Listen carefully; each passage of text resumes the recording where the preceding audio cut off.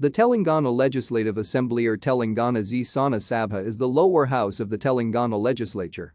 The Legislative Assembly of Telangana currently consists of 119 elected members and one nominated member from the Anglo-Indian community. Its chief engineer was Nawab Sarwar Jung. The members of the Vidhana Sabha are directly elected by people through adult franchise. Each constituency elects one member of the assembly. Members are popularly known as MLAs.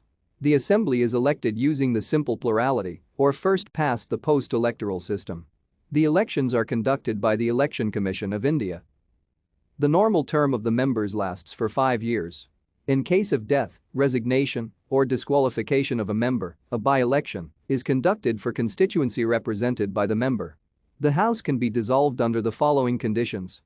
1. Failure to govern the state under the Constitution. 2. Inability of anyone to command majority support in the House for more than 1 month. 3. Thank you for watching. Like and subscribe if you would like to view more of our videos. Have a nice day.